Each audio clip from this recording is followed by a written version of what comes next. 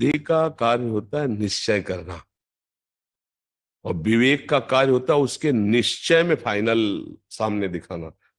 अब अगर विवेक है तो तत्काल वो कहेगा कि अपनी मर्यादा में रहकर भोग में सुख है, पराई स्त्री की तरफ आंख उठाना घोर पाप है, ये विवेक। अब वो नहीं करने देगा।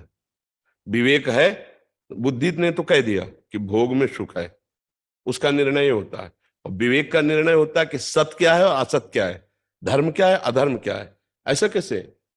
अगर भोग में सुख है तो जिसका पाणी ग्रहण किया है उसका, जो हमारे पास धर्म पूर्वक है उस भोग का, अधर्म पूर्वक भोग थोड़ी भोग सकते हैं। ये विवेक तत्काल खड़ा हो जाएगा, नहीं ऐसा नहीं होने देंगे।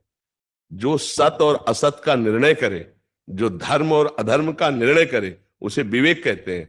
और जो केवल निर्णय करे उसे बुद्धि कहते हैं, बिना सत असत का विचार किए। ये निर्णय तो कर रही, ये है बुद्धि। और जो उस पर हावी होकर के निर्णय कराता है, बुद्धि के निर्णय पर जो हावी होता है, उसे कहते हैं विवेक। विवेक बचा लेता है। बोले बड़े विवेकवान हो, ऐसा बुरा फंसाती बुद्धि तुम्हें कि विवेक ने बचा लिया, नहीं बुरा फंस जाते। तो बुद्धि फंसाती है और विवेक बचाता है, समझ रहे ना? जो सत असत का निर्णय करे उसे विवेक कहते हैं, और जो बिना सत असत का निर्णय किए फाइनल में यही जज है बुद्धि। इसी से सारा काम होता है।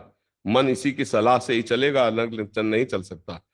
मन बुद्धि को अपने पक्ष में कर लिया है, और मन को इंद्रियों ने पक्ष में कर लिया है, और इंद्रियां भोगों में रत है। तो जो इंद्री बोली कि ये भोग भोगना है, तत्काल मन ने दस्तखत करवाए बुद्धि से, हाँ भोगो। लेकिन विवेक है तो दस्तखत नहीं होने देगा। नहीं, सत्संग में सुना है ऐसा नहीं होना चाहिए, मर जाए चाहे जाऊं, मैं ऐसा नहीं करूंगा। ये आ गया विवेक।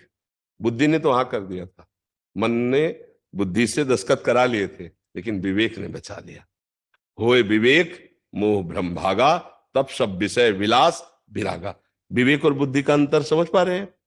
महाराज जी, जब हमारा जैसे समर्पण नहीं था, तो हमने ये दो जजमेंट में से एक सोचा कि हमें ये करना है, और बाद में उसमें पछतावा हुआ कि क्या मेरा विवेक क्यों नहीं जा रहा, उस समय क्यों मैंने सही डिसीजन नहीं ले ली। हाँ, इसलिए कि आपके अंदर मलिनता अभी है, बुद्धि अभी मलिन है, विवेक पूर्ण रूप से जागृत नहीं हुआ, इसलिए ठीक निर्णय नहीं हुआ। ये पश्चाताप तो हर एक को होता है, नहीं होता? तो बुद्धि तो काम कर रही थी, विवेक नहीं था। पर विवेक तो साधु संग से होता है, वो बाजार में मिलता नहीं, वो स्वयं पैदा नहीं होता है। जागृत कैसे करना है? संत संग से, जो साधन गुरु जी देते हैं उसी से विवेक जागृत होता है। ये विवेक बाजार में नहीं मिलता, नहीं खरीद लिया जाता। बुद्धिमान बहुत है सब, विवेक नहीं है। विवेक है साधु संग के।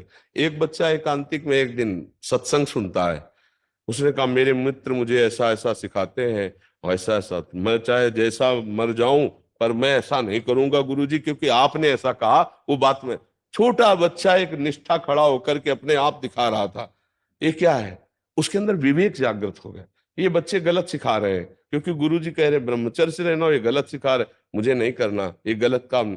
संत संग के बिना विवेक नहीं आता, वो बाजार से नहीं मिलता। बिन सत्संग विवेक न हो। तो देखो, आपके अंदर सत्संग सुना तो विवेक तो आ रहा है ना, कि आप बचना चाहते हो बुद्धि के निर्णय से। आ रहा है ना विवेक? यही विवेक आ रहा है कि आप बचना चाहते हो, कि ये बुद्धि ऐसा निर्णय किया और फिर इसके बाद मुझे पश्चाताप होता है कि मैं सही निर्णय क्यों नहीं कर पाया। तो विवेक जागृत हुआ है, लेकिन अभी वो सफल नहीं हुआ है। जागृत हो चुका है जो इस बात की जांच करना शुरू कर दिया है, लेकिन जब सफल हो जाएगा तो सफल ड्राइवर वही कि घटना के पहले ब्रेक मार दे, घटना के बाद सोचे कि ब्रेक मार देता तो ये बच जाता, वो बात नहीं होती। विवेक होता है घटना होने के पहले बचा लेना, और बुद्धि क्या होती? घटना के बाद पश्चाताप करती कि यार ऐसा कर लेते तो बच जाते, ऐसा ना करते तो बच जाते। कई तरह का उसमें ज्ञान वो उस समय देती है, लेकिन उस समय ज्ञान देने की जरूरत थी जब घटना होने जा रही। वो विवेक होता है, वो सत्संग से आता है। शास्त्र स्वाध्याय नाम जब जितना करोगे शुद्ध विवेक होता चला जाएगा। आप समझ रहे? हाँ, अब गंदा भोजन पाओगे, गंदे दृश्य देखोगे, गंदे लोगों का संग करोगे तो अविवेक जागृत होगा, विवेक नहीं, अज्ञान जागृत होगा।